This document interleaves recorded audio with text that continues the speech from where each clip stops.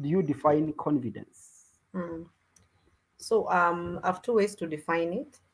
Yeah, confidence is first of all coming to your default settings.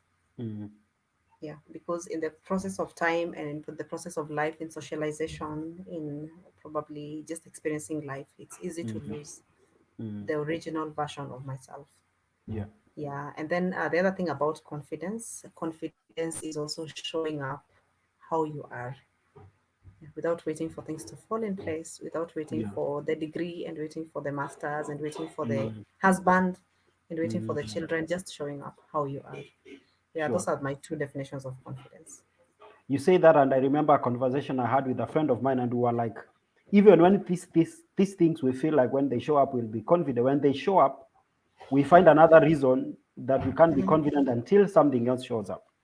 Oh It's like yeah, we're oh yeah, always oh yeah. trying to look for the Mm-hmm. next thing that makes us confident. And when the Mm-hmm. thing, I mean, right now, I would say you are living where you are right now would be a dream that Mm-hmm. you had for a long time. But Yes. every time the dream is achieved, it Mm-hmm. kind of goes back to the fact to the setting of the next big dream. It's like going to the supermarket and buying a dress or a shoe or something. The moment you walk out of the supermarket, the value it had when you really really saved the money to go buy Mm-hmm. it kind of comes down. And I think then Yeah, confidence becomes a very deliberate thing that we need to build very very deliberately. Coming back to absolutely. the topic that you almost preempted, Mm-hmm. children. Mm-hmm. The last time I asked you this question, I'm going to ask you again. You still think confidence is inborn or bred? Mm-hmm. Yeah, and again, confidence is something we are born with. That is Yes, statement number one. yes. And then confidence is something we need to repossess, because you can come with a gift and then you lose that gift because you probably put that gift in the wrong hands. Mm-hmm. And those wrong hands can be someone as close as your parents, because it's not also your parents who determine your level of confidence. Yeah. Yeah, it's not your teacher.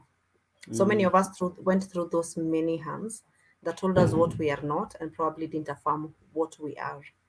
And so we transferred that identity, or we gave it up so that we mm. can fit in, so that we can be accepted, so that we can look good. Yeah, because remember when we were small, the issue was about being a good girl. And Yes. sometimes good girl meant giving up my identity. So I'm this child who Mm, was shamed, yeah, for being loud.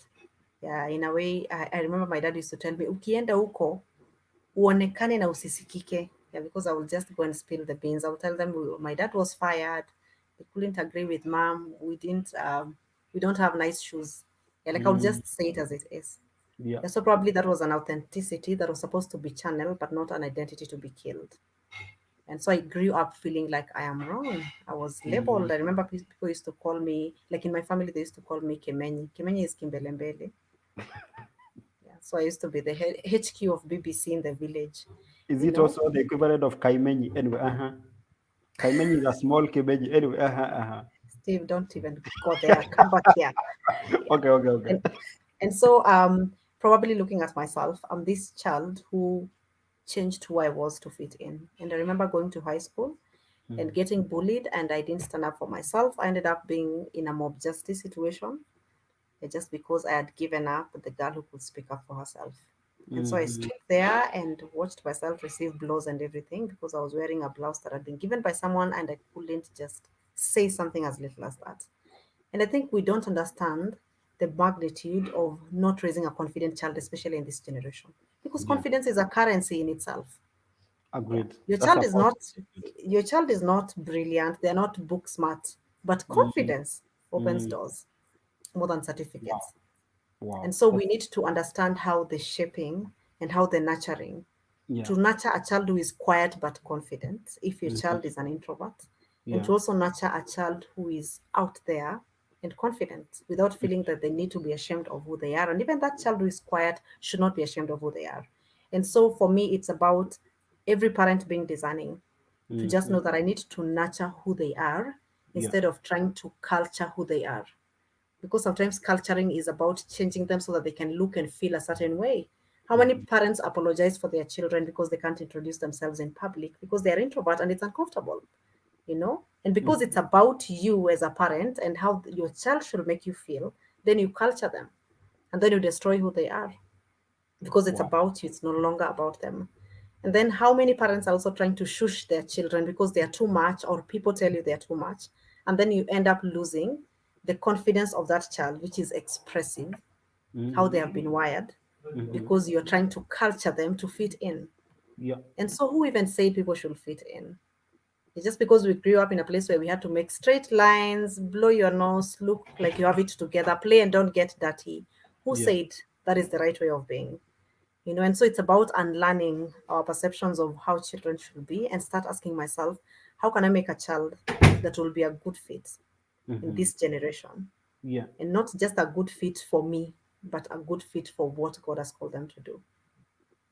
Wow, Yeah. that is so powerful. You remind me a conversation that we should have on a different day, maybe, about the whole idea. Because as parents make this as parents make these moves to culture children, and kind of Mm-hmm. make them fit into some cultural, social, Mm-hmm. religious, professional aspects, then the children begin to put on masks.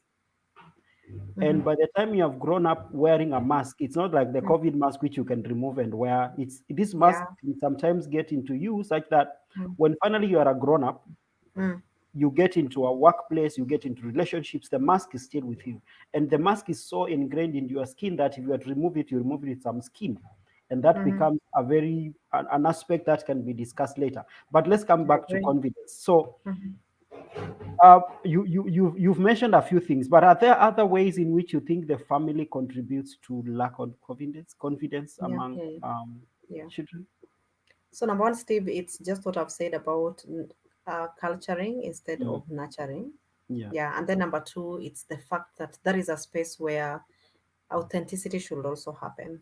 And I Mm-hmm. think we grew up in environments where we were supposed to be 100%, even without seeing 100%, what 100% looks like. All Mm-hmm. parents were successful. They had passed exams. They used to get 100 in maths. We didn't live in those authentic environments. And I think that is a very confusing space where Mm-hmm. children live, Mm-hmm. where parents preach water and drink wine, you know? And Yes. so we end up raising confused people. And I think Mm-hmm. that confusion is what eats into confidence. Yeah. Parents who don't apologize, Mm-hmm. parents who don't admit they are also weak or they are sinful people who also need God's forgiveness. Yeah. Mm-hmm. Parents who don't show up from that place of authenticity. And I think that kills confidence more than everything else. Because children need to understand that who they are is correct and it's right, Yes. without making them feel like they are wrong and you're the one who is writing them. Because you Mm-hmm. also need to come alongside them and just telling them, we are budding up to get there. I'm not here and you're Agreed. here. Mm-hmm. Mm-hmm. Yeah. And then the other thing that I believe really, really kills confidence is also parents who have decided what their children must be. You're living your dream through your children. Yeah, Mm-hmm. your dream socially, your dream even in sports. Yeah, they'll have to play every game you never played. They will have to go join every club you never joined. They have to be in Wadi Degla and play soccer because that is what you wanted to do with your life. Yes. Living our lives through our children, and then they don't have their own identity. And I think it's important for us to just be designing on the same way of culturing, Mm-hmm. instead of nurturing. And then the other thing that I also believe really, really, really kills confidence is a parent who's not dealt with their crap. Because if you're going through shit, just resolve it. Mm-hmm. Don't make your children become a projection of your fears, projection of your pain, projection of your bitterness, projection of your confusion. Your parents need to get therapy. Your Mm-hmm. children are not responsible for healing you or even processing your issues through them. Your children deserve a whole life. And if you don't leave them anything in terms of land and everything, at least leave them intact. You should not leave them wounds. And so every parent needs to deal with their own wounds so that you don't Yeah. pass on those wounds. Because Wow. wounds are transferable, emotional wounds are transferable. And I think we are really, really raising children from a place of unconsciousness. And then we end up raising very, very dysfunctional and hurt children. And Mm-hmm. yes, parents will go through hurts and everything. But how about you having another adult help you process your pain instead of expecting your child to fix you or your child to put Mm-hmm. up with you? Yeah. Your children deserve whole parents. Mm-hmm. So those are the four things that I think are big roadblocks for children to come to a place of attaining confidence. A few in a different conversation I had with a friend of mine, Fred Mukiri, where we talked about the parents' words Mm-hmm. being like the child's world. Mm-hmm. Someone made a comment after we had recorded that and they had Mm-hmm. watched, and they said that sometimes we keep saying, oh, we also went through this and we are okay. And this friend of mine was telling me it's like it's a cycle where whatever I went through in the hands of my parents, then also my kids go through it. And then it becomes Mm-hmm. a vicious cycle where my kids, then I pass those emotional wounds to my kids, then my Mm-hmm. kids pass the emotional wounds to their kids, and then their kids, such that things that have been dealt with over several generations are just a therapy away. But Yeah. again, Yeah. a discussion rather day.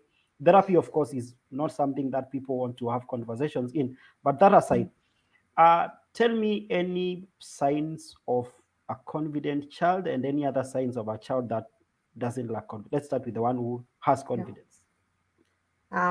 So one of the things that I will say about a confident child is a child who goes into other spaces without losing who they are, Hmm. you know? And I think Yeah. that is a very, very big rock. Just thinking about the story, I really love the stories in the Bible because, I mean, those are the stories I tell to children, those are the stories I tell to adults. Yeah, just let me use three models. Number one is the three Hebrew boys in Babylon. Children who will go into a system they don't understand, learn it, but at the same time keep who they are intact.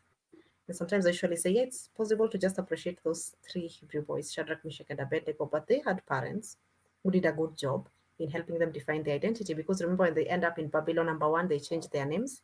That is your identity. They change their diet. That is their inputs. Yeah, because everything you intake changes who you are. And of course, number three, they also changed their culture, like in terms of first of all your food, and then your name, and then the other thing was the new assignments they were supposed to do. But you see, these three boys are consistent in who they are, and I believe a child who is confident, regardless of their environment, they will still be the same person, and that is how you know you've succeeded. Not controlling the environment, but building the child who will be the same person in all the environments. And I think that is the biggest I would actually say that is the biggest score of a parent who has raised a confident child. And then number two, the mark of a confident child, let's again grab David. It's a child who shows up and asks for opportunities instead of waiting to be picked up. Yeah, that child will just say, yes, I can do this. Yes, I can do this. And you think about David, nobody ever thought he would make it, even probably to the shortlisting of the Israelite army. I mean, even it was weird for him to ask what will be given to the man who will kill Goliath. But this child shows up and they actually say, I want to fight. If you watch this in Superbook, it's so hilarious because he shows up and is this little boy. And you're also thinking, wow, yeah, this is a disaster waiting to happen. But this child shows up. Even when they're in the battlefield, what they speak is a lot of faith because they will say, the God who helped me to kill the bears and the lions will pick your heads you fall today. Like all that spoken word that he releases on Goliath, that guy who is this that it's a sign of a child who has this self-belief and they don't believe in being given permission to do things in life. They believe they already have the permission, they just need to look for opportunities and show up in. That is amazing. And then number three, the sign of a confident child is this child who also shows up like Joseph. In a way, they really go through a lot of difficulties and a lot of painful things, and they're still able to stay on the fight. And this is the new space where nowadays IQ is not paying enough, just intelligent quotient. There are many people with IQs that are very high and they're really suffering and struggling in the world. So nowadays, the new currency is the emotional quotient, which is EQ. And further on, it is the AQ, the adversity quotient. A child who is able to go through a lot of crap, but because who they are is wired and really, really, really hardwired from inside, they're able to go through life and they're able to go through adversities and they thrive. Of course, they can survive sometimes, but they thrive. They don't crash. And we are really raising weak children. Nowadays, like we're starting to have the mental health conversations on kids who are struggling with depression, kids who are struggling with panic attacks, and it's because then it shows the AQ of that child. And so those are the three marks of a confident child, in a way that if I see that in a child as a mentor and a coach who's worked with children for 15 years now, I'm able to say, wow, that child is really something. Yeah. And any hallmarks of a child who has not, who doesn't have self-confidence? Everything that is not in the three. The opposite of the And three. Perfect. Yeah, and of course, for me, when I think about also a child who is struggling with confidence, it's number one when the parents are over. I would actually say over functioning parents.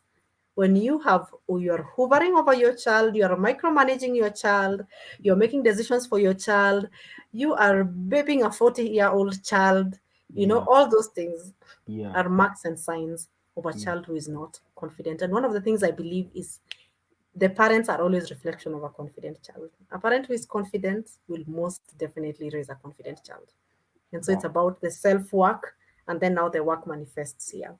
Yes. So if you're a confident parent, your Mm. children are definitely on the right path. Yeah, so we'll just mark the marking list is on that end as well. And then anything that is not what I've mentioned, a child who collapses at the smallest thing, they're the target of bullies. I remember my daughter coming and saying you doesn't like them in school. We had to have a bully conversations and even rehearsing how she should respond. And I'm the kind of a mother who will tell you, go back there and fight for yourself. Me, I don't go and negotiate with children. And I don't go and negotiate with other parents. Like, I Yes. don't do that. That is Yes. not my responsibility. My responsibility is to raise a strong girl who will go and fight for herself in the world. Yes. Because the Yes. world out there requires people who can stand up for themselves. And so for Totally. me, I believe if that child is not manifesting those three things, Mm. then there's a challenge in terms of confidence. And probably it's sometimes I actually feel upset, mad, irate Steve when Mm. a parent brings a child and I can clearly see it's the parent who has a problem, but this parent is not willing to come for a session, Yep. you know? Because Yep. when I did a survey in schools, I think we did a sample of around 700 children in that survey. It was in Mhm. 2015 Yeah. about the issues that affect children. And the program that I do for kids is called Facing Giants. And Mm-hmm. so we'll go to that school and we'll be like, what are the three things? If these three things are dealt with, you'll just be on top of the world. And can you believe 70% of the issues shared were coming from home? 70%. Yeah. And so it means that if the nurturing is not happening at home, the parents, now the teachers in school are working with what they get. Mm. So if your child is not performing, if your child is not disciplined in school, your child is not doing the assignments, most of the times it's still traced back to the home environment. So 70% of the work in building a confident child should happen at home. The school is improving, the church is reinforcing, but the parents are doing the donkey work. Wow. Yeah, I feel reconfidence to myself. And on one side, as someone said, before I got children, I had five theories, and now that I have five children, I don't have any theory about raising children. Mm-hmm. And I think that the whole process of parenting, of course, someone said again that it's only the marriage institution where you're given a certificate without training. And some of the trainings we get is just what how we were raised up, which again, Mm-hmm. like you mentioned earlier, without going to it Yeah. again, uh, people also just did their best, and sometimes your best is just your best, not the best. Mm-hmm. And so you have written a book, Reconfidence. You mentioned that we can find it at where again? SELAR Mm-hmm. dot co, that is seller.co, and then Mm-hmm. forward slash reconfidence. So just re and then confidence, re, because it's about coming back to confidence. And then of Mm-hmm. course go to my social media pages. You'll be able to see the details for payment, the till number. If you want a hard copy, 90 and then 77773. So there are four sevens in between. 907773. And Yes. then as soon as you pay, we reach out to you and we're like, where are you? How can we get the book to you? And good news is that for the past the whole of this month, we're actually doing deliveries for free all over Kenya. Wow. How Ah, about that? perfect. Perfect. Do you have Yeah. the book anywhere near where you're seated? Yes, I have the book here.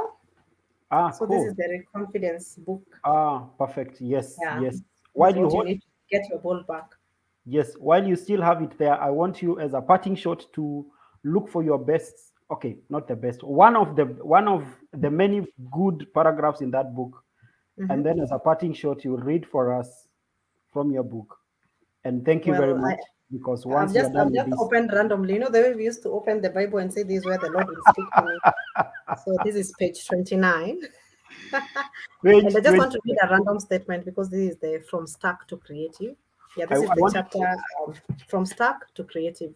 And this is Perfect. I about wanted to careers. leave you. I wanted to leave you to read this, and then still because I this will be the final thing I say to you before you end that on that paragraph, thank you very much for Mm-hmm. being here. I have Yeah. learned a lot, Mm. seriously, and I totally appreciate how you have built your confidence and everything else that you're doing. And I totally appreciate, on behalf of everybody who listens to this, Mm. we totally appreciate you. And that Thank you, book, Steve. we are getting it to every other place we can get it. We'll try and get as many parents confident, because then when we Yeah. raise confident children, we change the world that way. Just one child, Very true. one Mm-hmm. confident child at a time, we can change the Right. world. So thank you Mm. very much. So on to you, Paps. The book Mm. Reconfidence, as Yeah. we end this. All right. So let me read from Stuck to Creative. I'm just going to read this section. Are you earning your dream figure, living an enviable lifestyle, yet still feeling unfulfilled and stuck? Could this be an indication that your most profound human need is not being satisfied? Is this a cute transition to something better? What if you're allowed to bring in your creativity, gear, and to negotiate your worth and redesign your work to chart the path that matches your passions and interests? Welcome to the future of life, where this is where fulfillment is more important than luxurious life and titles. Long term success entails looking beyond the bills to find opportunities that pay dividends of inward satisfaction, personal significance, and purpose. And welcome to the future of work, where academic credentials will not be enough to secure you the corner office. An organization will hire you because of your creativity, your resilience, your emotional intelligence, your people skills, and the entrepreneurship mindset. That is my parting shot. Ciao, guys.